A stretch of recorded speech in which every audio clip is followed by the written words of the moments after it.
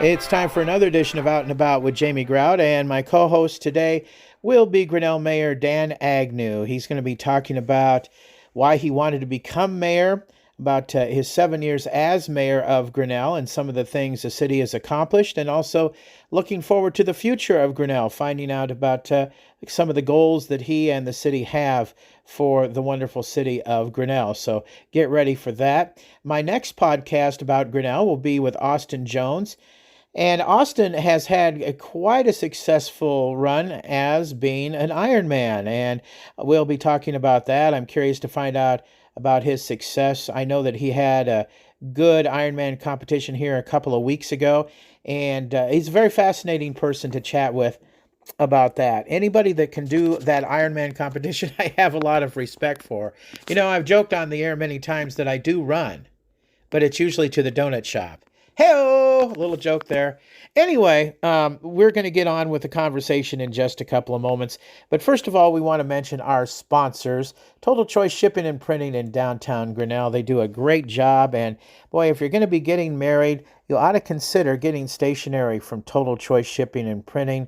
You can share your unique love story with beautiful stationery pieces, sure to leave a lasting impression on your guests from Total Choice. And also on their Facebook page, they showed a picture of Andrea's massages. And they have some beautiful artwork on the window of Andrea's massages. And they mentioned that your branding is your customer's first impression of your business. Total Choice is here to help make it great. And they want to say thank you to Andrea's Massages for letting them help make your vision come to life. From Total Choice Shipping and Printing in downtown Grinnell, I want to thank Alicia and Corey Blankenfeld for being sponsors. And also Grinnell State Bank. If you want to talk to Austin Jones about his Ironman competition and also about banking, you can find him at Grinnell State Bank. They support the communities around Grinnell and Central Iowa, including Jasper Marion Poweshiek Early Childhood, also a Grinnell Food Coalition, Montezuma's Food Pantry, and Tiger Packs. Check them out at Grinnell State Bank. All kinds of great services for you, financial service. Give them a call at 800-236-3187.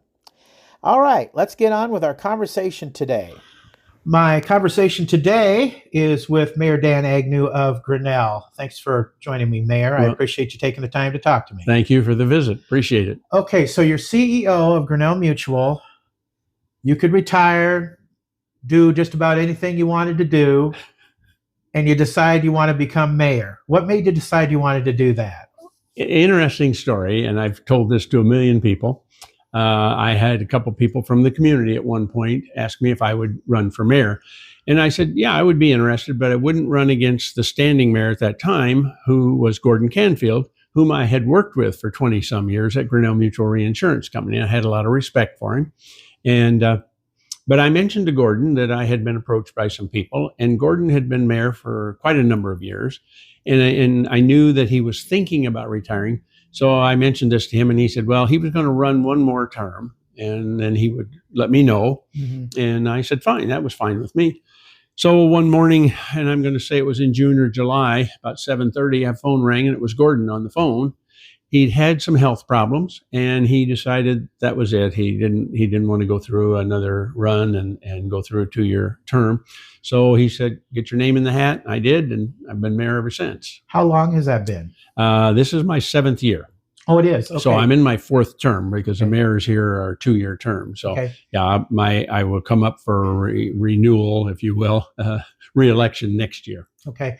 So when you became mayor, was it more difficult than what you thought, or was it about the same as what you thought, or less difficult? I would say it was about what I expected. The hardest part was moving from finance of business to finance of a community, city finance, state finance, complete different world. And it took me a while to wrap my arms around that. Mm-hmm. Even though I knew finance from business standpoint very, very well, it was a different animal when you come to financing of a city. I can imagine. It would probably be a challenge at first because you were in one world and then you get into another world. Exactly. Yeah. So every city has its challenges. What are some of the challenges for Grinnell? Well, probably the biggest thing we're facing right now is getting our new water system up and in place. Communities in Iowa, the age of the communities, most of them, the infrastructure is aging dramatically. We have been putting together a comprehensive plan every couple of years. We review it, put a 5-year comprehensive plan out on what needs to be done, such as when we came to the sewage treatment plant, which was coming online just in my first year here, and then developing a water treatment plant to replace our current one, replacing wells, deep wells that we get our water from the Jordan Aquifer. So that's a project. And how often do you replace them? How often do you have to drill new wells, if you will, as compared to working with the old ones? Street infrastructure, the age of the community, lines that are underwater, whether it be a sewer or water line, they're aging. Streets are aging. So we've put together a comprehensive plan. Basically, if we tear up a street, we will look at all the infrastructure within that street, lines, water lines of sorts, storm sewer lines, and replace those at the same time. How about city staffing for all the different departments? Are they in pretty good shape? They're in great shape. We've got some great people. We have very little turnover other than in our public safety group, the police department, even our ambulance service, fire department, great tenure of those. The police department is just a different animal. Okay. People talk a lot about property taxes these days and whatnot. And there's some complaints about it. Some say it's too high. I don't know exactly. I'm sure people would like to have them lower. People don't like taxes to begin with, but how do you think the property taxes are in Grinnell? We do a check every now and then to see how they do relationship to other communities our size, and we're very comparable. Very comparable. Okay, all right. Probably the one complaint we hear from a lot of our community members when they think it's too high is they automatically assume that everything Grinnell College owns is tax exempt. Oh. And it is not. Oh. The only thing that's tax exempt are those items that are directly related to education. So if they own a house that they're renting out to students, or they own a house that they're renting out to a professor, those are on the tax rolls. What do you like best about living in Grinnell? And kind of along with that, podcasts are countrywide, worldwide, actually. Certainly. If you're on the internet, you can listen to a podcast. Why would you encourage people to live in good old Grinnell, Iowa? Grinnell is kind of right in the middle of that scope of population. We're right at the 10,000 number. We have a great influx of people from around the whole Poweshiek County area, but even around there, coming in daily to our workforce here in Grinnell. We've got great companies in the Grinnell. Some are relatively small and some are relatively large, such as Grinnell Mutual. You used that example earlier. Brownells, Geldwin, some of the big window and door place. It takes a lot of people, and yet they can live in Grinnell, or they can drive within a very short distance. The roads here are great, and you can come into Grinnell, and it's a small community, but has a large flavor to it. It has the feel, in many times, of a much larger community. Sure. There's a lot of great organizations in Grinnell that try to help the city. I know that, when I was formerly with the radio station, we had you on the air talking about some of those. What are some of the organizations that you take pride in here as far as being mayor of Grinnell? Oh, we'll start with simple things like the library. The library is just outstanding. We've got an aquatic center here that's great for our community for this size. We have the Chamber of Commerce. The people that work there are just outstanding, and people volunteer when the chamber asks for help, and they volunteer and help them because they know what their mission is and what they're trying to do. There are several other organizations. We've got the service organizations, the Lions Club, the Seroptimus, the Optimus Club. A lot of great ones, that's for sure. Yes. Yeah. So looking down the road a few years, what do you see as far as keeping your fingers and toes crossed for progress for Grinnell? You talked about, the wastewater treatment plant and that kind of situation, but what would you like to see further for the city of Grinnell? Well, at this point, I think we've got a lot of things in the place to continue to strive to improve the community. I'll say, again, we'll use the word infrastructure, but the community itself. We're seeing some new businesses coming into town. There's a new scooters being built right now as we're speaking today. There's a new pizza establishment. They're coming in, taking over an old Hardee's building. So there's a lot of activity going on within the community. I think that it thrives. And when you look around, you see the colleges adding buildings and adding to their building structure, which they're not trying to explode their number of students. It's just the need of changes. The old dorms aren't what we used to grow up in and went to college and went through dorm living. They're now more suites. They're more of a housing unit. Tell me a little bit about your history. Let's backtrack a little bit and talk about maybe how you came to Grinnell Mutual, your tenure there, what happened, that kind of thing, before you ever transitioned into being a mayor, Dan. We're very good. Yeah. Well, I left Grinnell High School and had. So you were born and raised here? Well, no. Yes, I was born in Grinnell at a hospital, but I live 6 miles south of Malcolm, a small community south here of Grinnell. About 6 miles south there, we farmed. Family tragedy. My parents bought a restaurant in Malcolm. We lived there. And, my father passed away, lived there for about 5 years, moved to Grinnell. So I started middle school, junior high school, and high school here in Grinnell. Played sports, was active in a lot of different organizations, and wound up with a football scholarship to UNI. Oh. So graduated from there and wound up with a teaching job over in Newton, Iowa. Oh, good old Newton. Old Newton. What did you teach in Newton? I taught driver's ed. Oh, you did? Yeah, and was assistant varsity basketball coach and sophomore football coach. Now, when were you teaching over there? 67 through 69. Okay. My father was a speech, debate, and drama teacher in Newton, but he had left by the time you came around there. He was there in the late 40s through 1960. And he had several championship debate teams. I don't mean to go overboard bragging on my dad, but he did.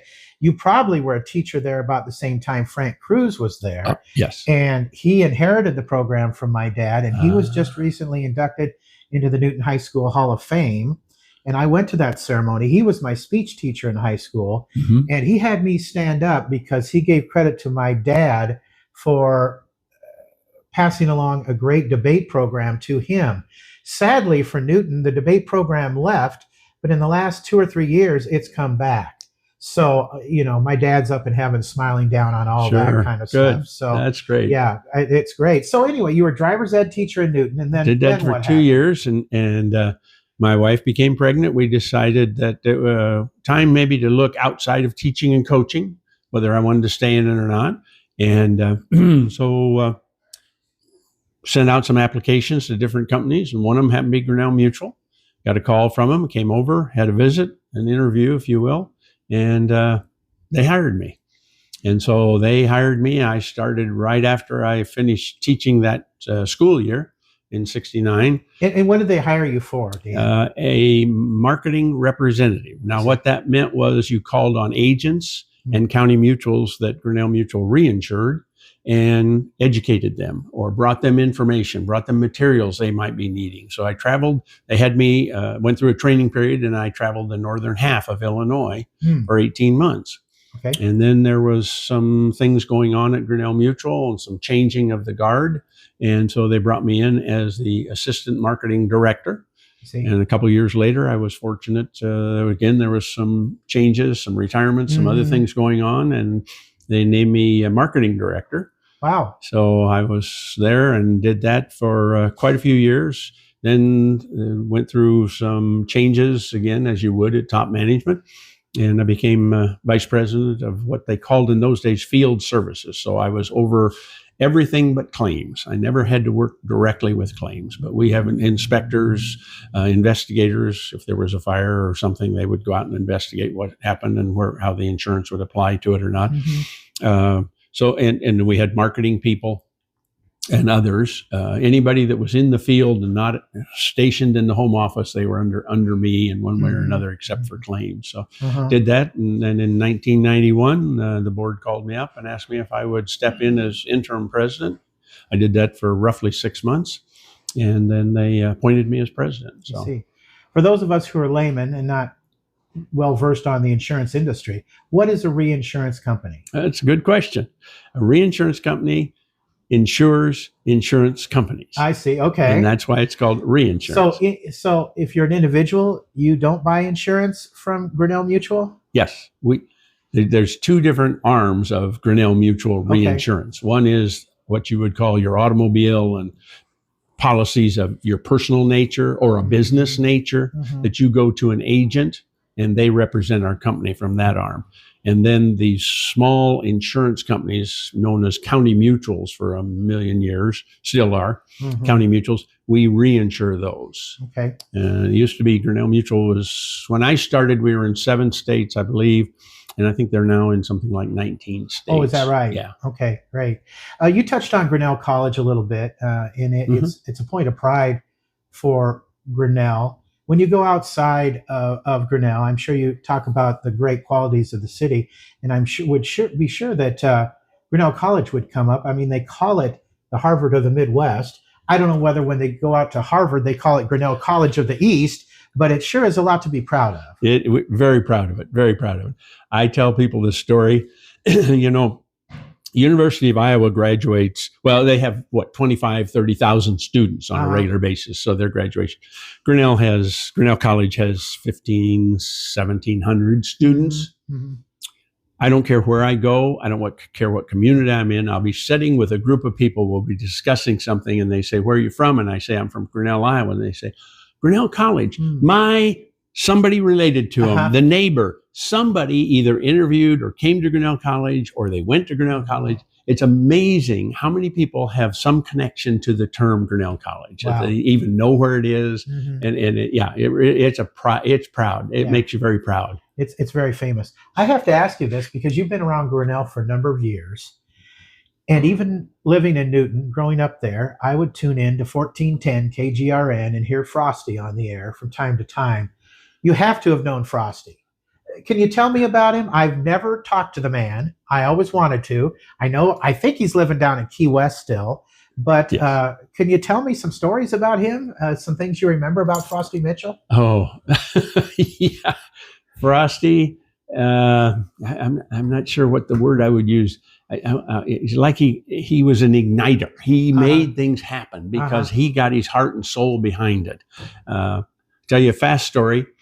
I was I think I was a freshman in high school. I don't remember exactly. There was a snowstorm, girls' state basketball tournament. You know the story. Yeah. Frosty was in Des Moines at that time. I think he worked at KIOA maybe. He did.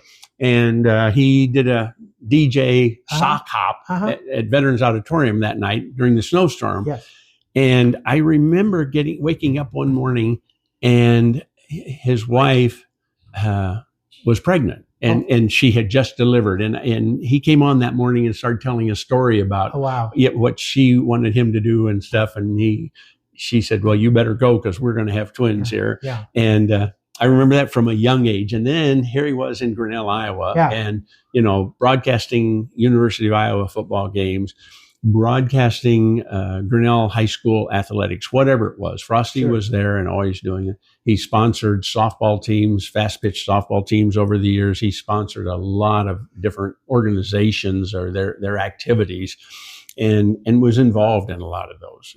He was kind of the voice, I hate to say of Iowa, but he almost was. I mean, Jim Zabel was there from WHO with sports, but then there was Frosty Mitchell. And Frosty always had intimate stories, family stories about this person, especially the kids. Yeah. He could tell you who their parents were, who their aunts and uncles were, and where they played ball and where they did this and how they got there. He just had a knack about it. He had an encyclopedia of knowledge. He did. He really did. Yeah. And I missed, as a kid growing up, I would hear his play-by-play for the girls' state basketball tournament back when it was 6-on-6. Yes. And, he'd have the Frosty Mitchell voice down like this. She eyes it, she skies it in the Valley of the Giants. And it was just Frosty. I mean, he's a legend. Like you say, Jim Zabel, Frosty Mitchell, two big legends. And Frosty, I know, started out at KIOA. He was a boxer, but he came to Grinnell, got the radio station going here, and still in my mind, and I'm sure a lot of folks who live in Grinnell still, a legend. Yeah. Well, you may remember Robert Ray when he was running for governor. There was a plane crash, and Robert Ray was not able to be on the campaign trail for a few months while he was, I think it was his back that he broke. Yes. Frosty picked up the slack for him and went on the road for him, campaigning for Robert Ray at the time. Well, I think they were business partners together. Yeah, they were. As a matter of fact. Okay, Mayor. Well, we want to wrap up here in just a moment, but again, for people listening, what makes Grinnell so great? What are you most proud of in Grinnell, Iowa? The people. Uh-huh. Very honestly, the people. You walk down the streets, everybody says hello to everybody. Everybody is happy. Is everything right? No community has it. But we have a camaraderie here that pulls together when we need to pull together. And the community is just great. It's just a great feeling, closeness feeling. As I said earlier, we're kind of at that point where we're not too big. People know everybody. We're not too small that we can still get things done with what we've got. It's just a fine line in there that I'm really enjoying. And I think most of the residents really enjoy it. You go to Central Park, we get a project. Central Park's a good idea. We redid that a few years ago. What it is today, it's utilized way more than it was before because it was just sort of a older park. Right. Sitting there, and now it's very active. And they have like the farmers market there. Yes, and the Christmas lights. Oh, the Christmas lights, amazing! Yeah, that's another good example of volunteering. And again, the chamber heads that up and works with the city on the lighting and getting things done. But it's not the city doing all these projects. That's the other nice thing. It is that nobody is looking at somebody else to do it. Imagine Grinnell after the DeRay show came through, and one of the first things they said was, "We're going to plant 1,000 trees." Well, they did. And they're still planting trees, to help recover from that derecho. And later this month, kites over Grinnell. Yes. You don't hear about that other than someplace else in the world, maybe over in China or Asia somewhere. I don't know where they have another kite festival, but I know they do on the other side of the world. But it's coming up later this month at Arons Park. Yes. And it's quite unique. They have professional kite flyers, and I know the Rotary Club is very proud of getting that going, and I'll be with my significant other providing the music for that this year, so I'm looking forward to doing that. Good. Look forward to it. So, Mayor, thank you so much for taking the time to talk to us today. Well, thank you very much. I appreciate it. Until next time, Grout is out. See ya.